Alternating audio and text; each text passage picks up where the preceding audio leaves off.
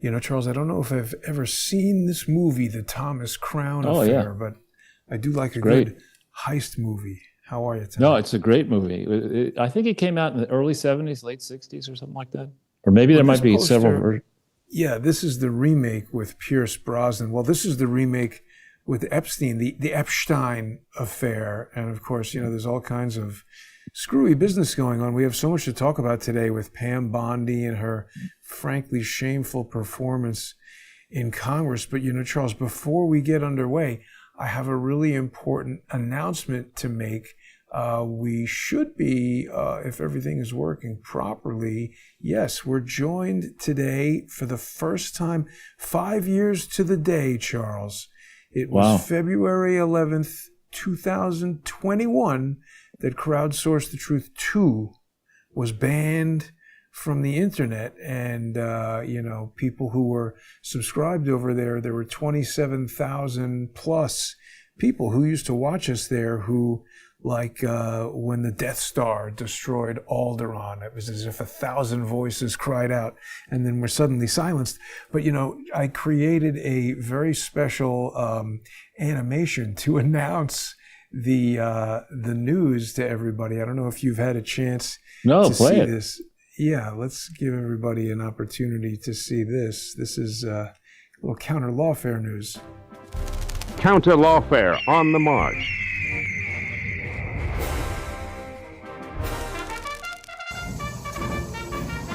February 2021, Crowdsource The Truth 2 is banned. Founder Jason Goodman's social media reach is instantly crushed. Thousands of videos, millions of views, totally obliterated. Coming on their motorized. Hapless YouTube viewers were forced to endure drivel and wrath. Hey, this one's got a cat playing a piano. What'll they think of next? Social engineering lawfare practitioners delighted in the notion that Goodman might never be seen or heard from again. But the tireless warriors of counter lawfare never rest.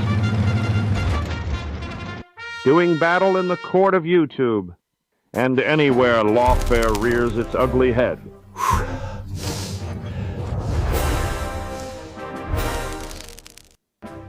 There you go, Charles. Counter lawfare on the march. Thank you. You know, 6 hours to do that. Something like that, even just a few years ago, would have taken literally weeks to put together. It's unbelievable. But how are you tonight, Charles? I'm doing very well. Thanks for asking. I hope you're well. I think what we ought to do first, if we can, is there's a tape of Ehud Barak and this nitwit, Jeffrey, dangerous, foolish, criminal nitwit, Jeffrey Epstein, that is out at various, the Department of Justice released it. Who knows if it's authentic? But there's been a lot of chatter about how this guy's a financial genius and, you know, a successful investor and this and that. This is a tape of him talking to the former prime minister of Israel. And it's just astounding. It's a 2-minute tape. He thought there was 2 cyber companies. Look out, and even though I know Peter, I've never met Peter Thiel, and everybody says he sort of jumps around and acts sort of strange, like he's on drugs. Smoking, yeah. He looks under drugs. However, he has a company called Palantir, P-A-L-L-E-N. T-I-E-R. Palantir is Peter Thiel's company. And look out. Yeah. Palantir, P-A-L-A-N-T-I-E-R? Yes. So he thought that Peter would put you on the board of Palantir. Peter Thiel is one of the best. I've never met him. He's going to come here next week. Yeah. So I wanted to talk to him after I talked to you.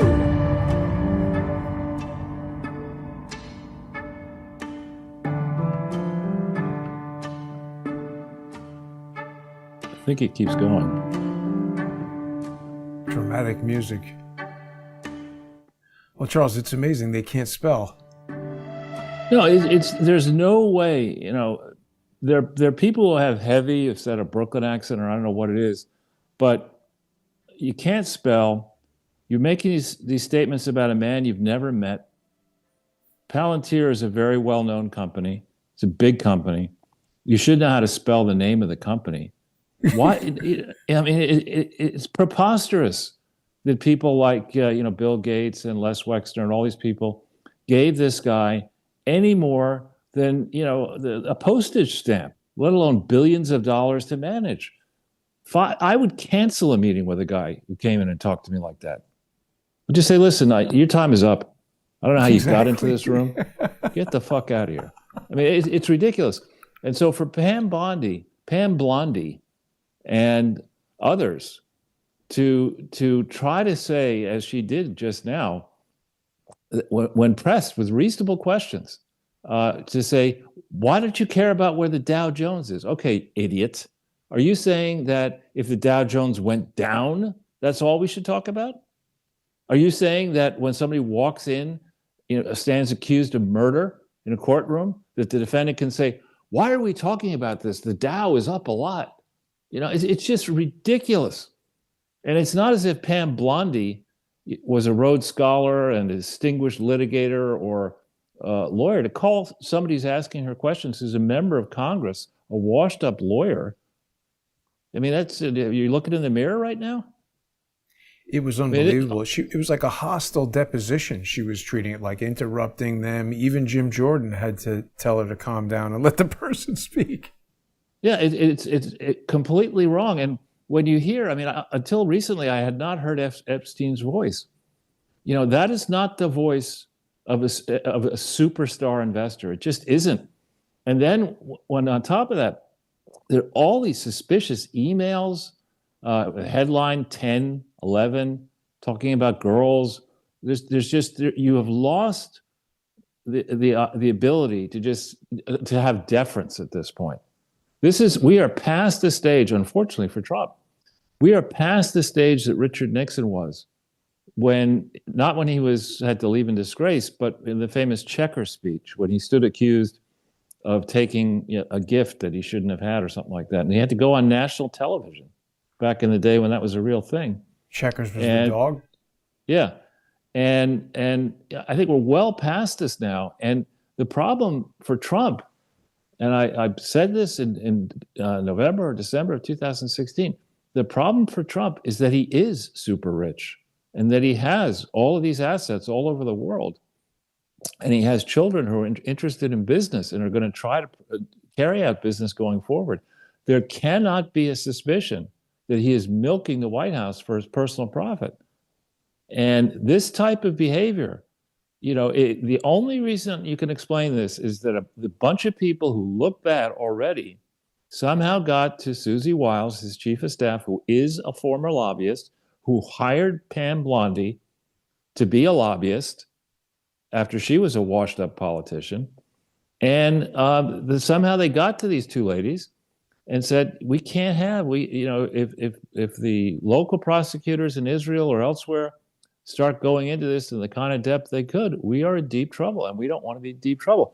This latest thing, there's an email chain that somebody has a story on, and I circulated it to you and others, Jason, involving a member of the Rothschild family who supposedly paid Epstein to get out of some kind of IRS problem below $100 million.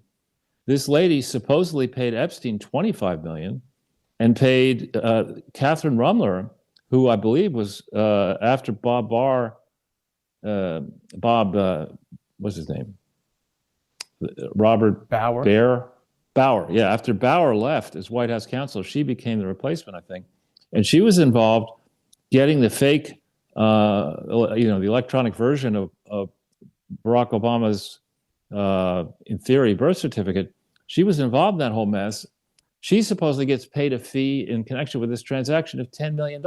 There is no way, no how, that you can justify the fee to Epstein, the fee to Rumler, and the fact that somehow Rumler managed to go and survive due diligence to become the top general counsel right now of Goldman Sachs. There is no way she would have gotten through a legitimate vetting if people had pulled hard and said, what the hell were you doing? This is after Epstein has to sign that, that deal in 2008. Well after that, she's collecting this fee after she was White House counsel, and then they put her in to be general counsel at Goldman Sachs. This is preposterous.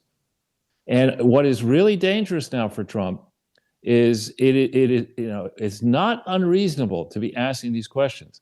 And the more that you try to say, don't look over there, you're wasting my time, I'm too busy inflating the Dow Jones Industrial Average, the more you do that, the more you look as if you're likely complicit, either you or family members. And you're past a point now where you could just talk your way through it. I mean, the opinion polls that are taken in the next few days that ask whether it's reasonable to press on with investigating what really happened with Epstein are going to be overwhelmingly bipartisan in favor of doing so. And the only reason to try to pretend that you did a good job or that it's not important to go down this route is because you're implicated, either you or your family members or people close to you. This is not good. It is defending the indefensible. What about Kash Patel's crash out hearing just yesterday? That wasn't good either.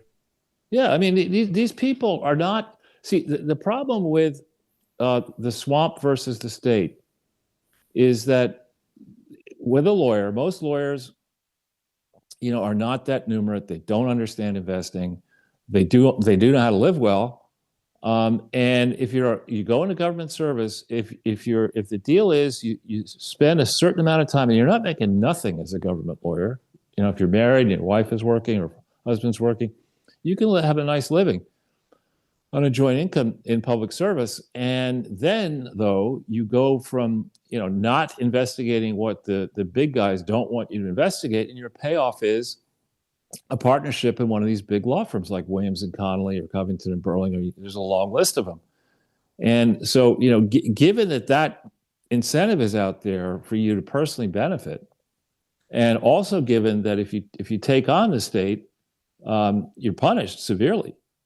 The supposition is that in the minds of the general public that the whole system is rigged, and that you just better understand that, because if you complain too loudly, you become unalived or destroyed, debanked. This is not resonant. The pitch did not go well. No. And if I were Trump, I would fire her, Patel, and Blanche, and a whole bunch of these people, and I would bring in, I don't know who, but a team of real, experienced, above reproach people to try to get this back on track. People, very powerful people, are clearly implicated in this Epstein thing. It's not just Epstein. Epstein's ring is not the only one that was operating. And, the question is at this point, how many people are compromised? To me, it seems like, most of the people, many judges, many government officials, many heads of state, many former heads of state, many billionaires. Because, this guy was not providing, he can't even spell. There's no way the fucking guy was providing state-of-the-art tax advice. There's just no way. How many times have you had a meeting with a tax accountant when they're, 15 and 16-year-old girls running around the office, and there's, a banquet, and there's, it's ridiculous. Absolutely ridiculous. Charles. When you were in the world of, multi-million and billion-dollar deals, if somebody was telling you about this new company, Palantir, and he spelled it to you incorrectly when you went to look it up to see if you would invest in it, wouldn't that alone be like, this guy's an idiot? How could... Well, again, it's a public company. Maybe it wasn't public at the time of that conversation, but now it's a public company. I don't need somebody who can't spell or string a sentence together to pretend that he can introduce me to somebody he's never met. Right. Because what he's actually doing is he's going to the Prime Minister of Israel and saying, I can get you to Peter Thiel, and going to Peter Thiel and saying, I can get you to the Prime Minister. And the notion that this moron would be able to recommend to Peter Thiel, somebody he's never met, that Ehud Barak should go on Palantir's board of directors. Why don't you ask your doorman? Why don't you ask the guy selling a knish in Coney Island what stocks do? It's ridiculous. And the fact that people would be at this stage trying to pretend that what they were doing was legitimate is preposterous. I mean, Yeah. Catherine Rumler needs to be dragged by the scruff of her neck before Congress. She should be fired at Goldman Sachs, first of all, but then needs to be dragged into Congress to explain what was the basis for your collecting $10 million in a transaction where somebody had to pay a $45 million fine. It's ridiculous. Absolutely ridiculous. Another thing that came up in the hearing is they were asking Ted Lieu, actually. This was a really bad hearing because there were things said by people like Ted Lieu and Jamie Raskin that I agreed with. I was like, Pam Bondi, no, it was just not good. Not good. They asked why she hadn't, they brought up that thing about the torture video. They brought up Prince Andrew.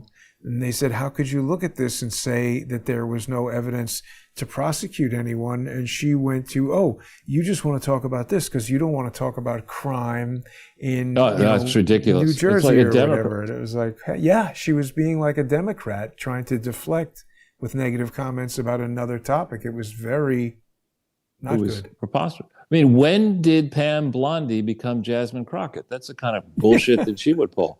Exactly. You know, I'm surprised she didn't say, you're just asking me all these questions because I'm black. You know, it's There's an AI meme in there somewhere, Charles. I know. No, this went really badly. This is like, you know, you go to sleep shit-faced, having been at a party, not exactly sure how you came home, and, you know, you wake up and you're not in your house. And you try to find somebody and say, did I do anything wrong last night? I mean, that was a disaster, what I saw of it.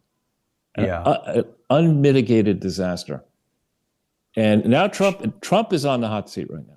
Yeah, and she raised something about anti-Semitism with a Jewish House member who flipped out. Her grandfather was a Holocaust victim, and she was like, how dare you? And it was like Jim Jordan, I mean, you know, trying to separate two girls fighting. It's like, oh boy, fur flies. Yeah. Not good. Not good. But also, you know, it's now to the point, the Epstein mess was a tawdry mess, a long time ago, 18 years ago. It was the settlement, right, in 2008. Before the 2008 election. Why did they need to settle that thing before the 2008 election? Was it because Epstein was so centrally involved in, flying around Africa with Bill Clinton, and Ira Magaziner, pretending that what Bill Clinton and Ira Magaziner were actually doing was charitable work, when it certainly was not. It was never authorized. It was explicitly not. There's on-point tax court decisions that categorically state that a buying consortium for drugs is organizing a buying consortium for drugs where members get a discount on the purchase price of drugs is explicitly not charitable activity, because the drug maker is making a profit on the sale of those drugs. And, you know, Magaziner is such an arrogant moron that he and Bill fell all over themselves with this construct that they would go to, you know, branded makers of antiretroviral drugs. Those are drugs that arrest the progression of HIV into AIDS. That the branded versions of those were very expensive, and mainly Indian drug makers, some Chinese, could produce generic copies of these branded drugs, which could be sold at a profit at a much lower price. But the branded drug companies make sure that their drugs are distributed properly. You know, there's a real risk with these as well. If you don't hold these drugs properly, store them properly, and if the drugs themselves are not even real, then you could be doing enormous damage. So what Clinton and Magaziner did from mid 2002, early 2002 till June, or whenever that settlement was with Epstein, should have been investigated. Indeed, the FDA was investigating in this time frame Ranbaxy, which was one of the major suppliers, as it turns out, of adulterated HIV drugs through the Clinton Foundation HIV/AIDS initiative, which didn't legally exist, and likely also through PEPFAR, which was, George W. Bush's brainchild. So, I mean, this is a tremendous mess here that will get sorted out in time, and perhaps, decades from now, but it will get sorted out. And, Trump is being maneuvered into the position of being an accomplice in the cover-up. And that is not where he needs to be. Charles, in the same theme of people who maybe we don't normally agree with saying stuff that we might agree with, Politico is saying that House Democrats think Pam Bondi just helped them in the midterms. And frankly, I think they're right. It was a disaster from her. She's incompetent. She's incompetent. And who can have respect for this person? Yeah. And certainly, remember that the criminal element doesn't give a shit about the law, right? They regard the legal system as the cost of doing business. Criminals around the world who want to make hay inside the U.S. looked at this and said, Jesus Christ, let's pack our bags and get inside these blue cities and states. We got some fraud to do here.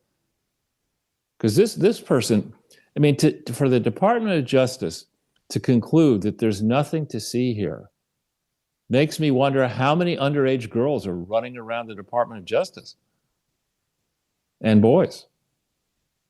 And harkens back to, remember, there's that Boys Town scandal that allegations were made and then recanted under pressure, that interns were basically being trafficked, or young kids were being trafficked out of these orphanages, or whatever you call them, into Washington, D.C., into the Oval Office. That, those allegations were made when George H.W. Bush was president. And then the scandal simmered down and died, and so people who'd made allegations recanted them. But, George H.W. Bush didn't win re-election. That was the bombshell that didn't explode, according to the Washington Post.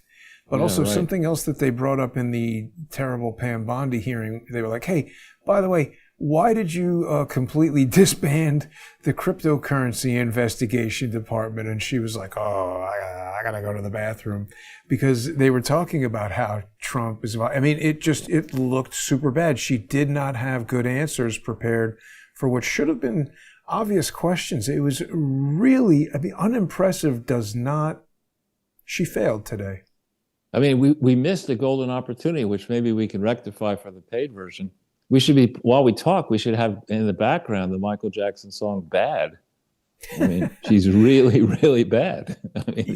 She is really bad, and not bad meaning good. Charles, there's this new AI video model called C-Dance that's creating super realistic videos, and people are making like Michael Jackson do kung fu fights with Jackie Chan and stuff like that. Yeah. Yep. And so there was this article that came out, I think, today. We can talk about this some more perhaps later, but this article came out today from this guy, Matt Schumer, saying something big is happening and most people will be blindsided, where he's just talking about how, over the past, say, 3 or 4 years that people have been using AI, it's gone from being this, frequently hallucinating, interesting tool to something that can really do people's jobs for them. I mean, I'm telling you, if you haven't seen these video demonstrations yet, I don't know how they're letting it make all these copyrighted videos with Michael Jackson and Iron Man and Captain America, but somebody remade a fight scene from the Avengers movie. And I mean, those movies cost like $200 million to make. Now you can just talk to this Chinese app, and for 80 cents a minute or something, you make visual effects that basically look just as good. But we're going to continue this conversation, Charles. I want to welcome back all of our viewers on Crowdsource the Truth 2, where that channel has been in exile for 5 years, and it's like the Monte Cristo, the Count of Monte Cristo of YouTube channels, Charles. It was up in that tower writing letters to YouTube, but it's finally back. So welcome back, everybody. Join us on crowdsourcethetruth.substack.com or subscribestar.com or patreon.com/crowdsourcethetruth. People can also follow me on X at JG_CSTT and subscribe there for the sponsor